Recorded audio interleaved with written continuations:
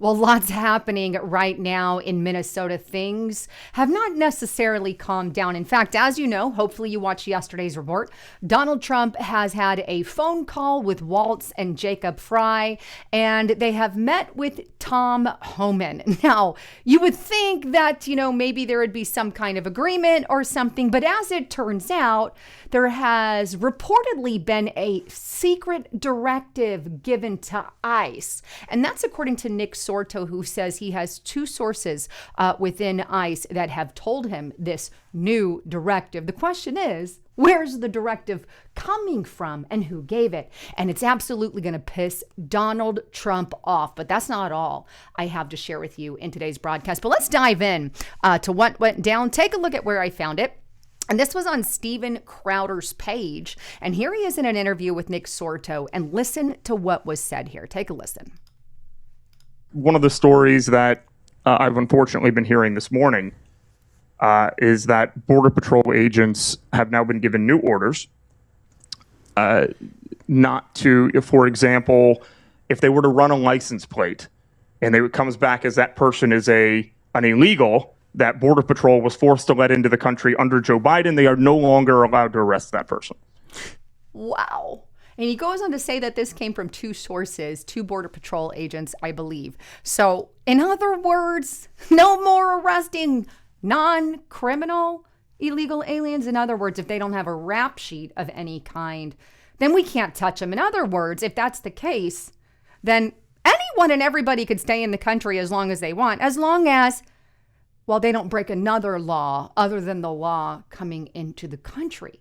But my question is, who the hell gave them this directive? Is it something that was passed on from Tim Waltz? If it is, Donald Trump absolutely needs to know about it, because I can't think that Donald Trump would do something like that. Or Tom Homan, maybe. He said something like that. I don't know. That's if what Nick Sorto is saying is legitimate. Now, I can't verify or not verify or not confirm that. But this is where we're at. Now, before I dive in, because there's a lot more to it, just a quick break from my sponsor. On January 5th, the U.S. Department of Energy announced $2.7 billion in contracts to restore America's uranium enrichment capabilities.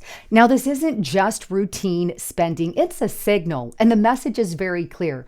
America needs domestic uranium, and we need it right now. But here's the reality. The U.S. consumes over 50 million pounds of uranium annually, but produces less than 1 million pounds domestically. That's a 98% foreign dependency, and it's a serious vulnerability for our power generations, for our defense systems, and even our national security.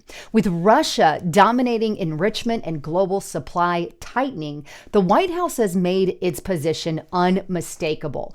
Build the U.S. uranium supply chain and build it at home.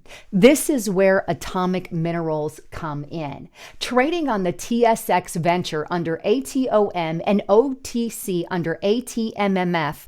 This is a team with real credentials, including leadership behind the discovery and a $654 million sale of the Rough Rider uranium deposit to Rio Tinto. If you want to learn more about this critical mineral story, check out the link in the description box below or go to atomicminerals.ca/presentations. So what exactly is going on with ICE? Here's what I do know.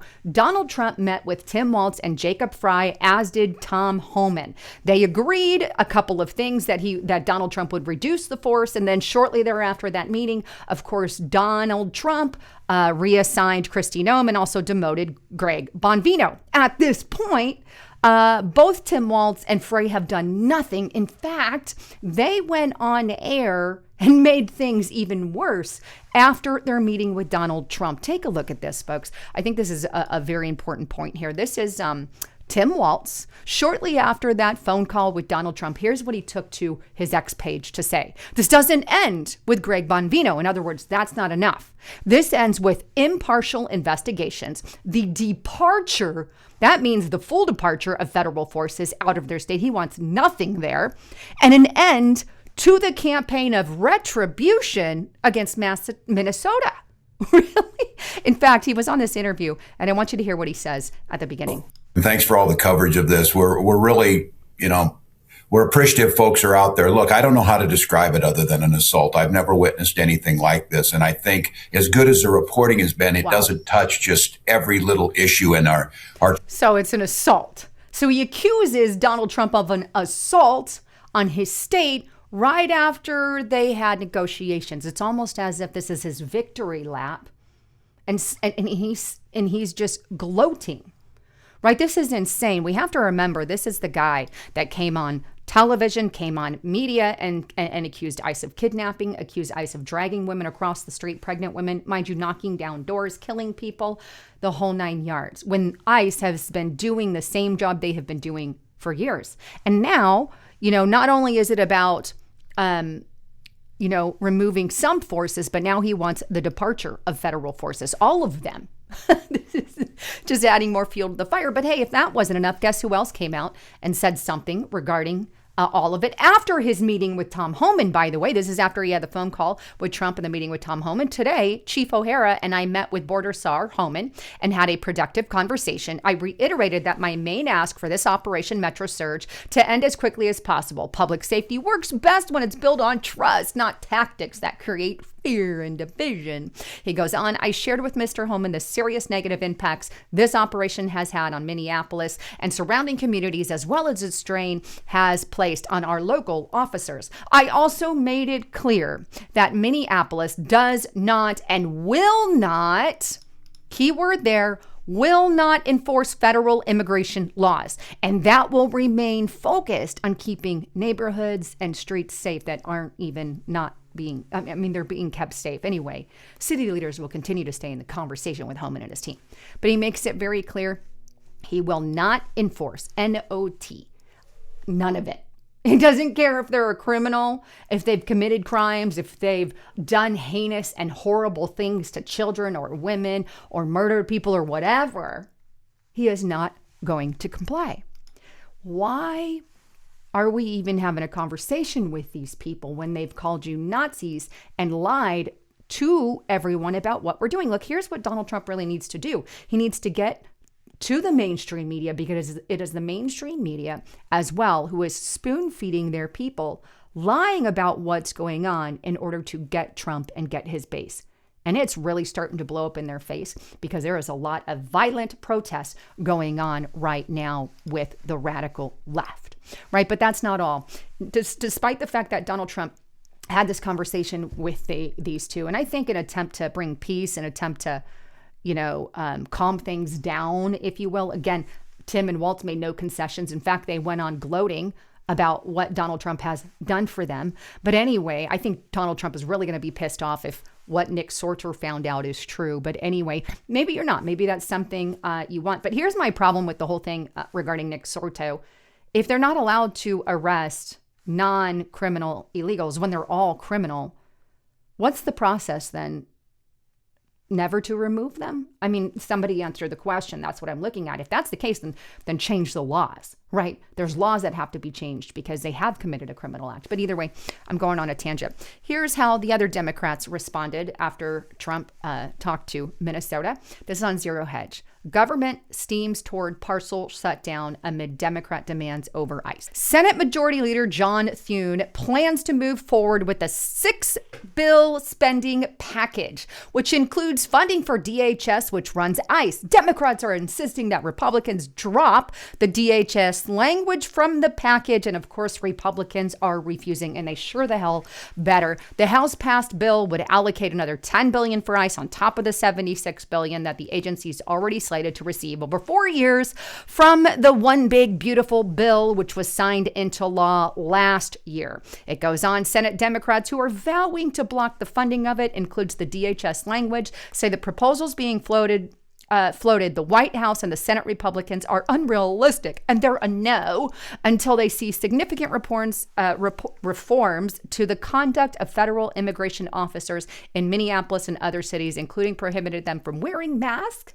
during federal operations and requiring judicial search warrants before entering a home. And this is also to note, stripping the DHS and ICE funding from the FY 2026 package would require a new vote in the House. They're on recess. So, of course, this is going to cause a short-term shutdown nonetheless. So this is where we are at. In all honesty, I hope Donald Trump retracts it. In fact, he hasn't fully solidified the deal.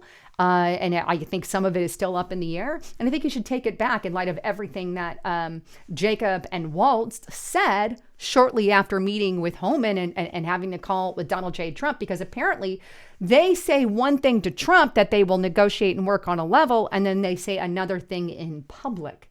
Well, we're not going to do anything to help ICE or in any way, shape, or form. Why would we make any concessions if they're not willing to make any?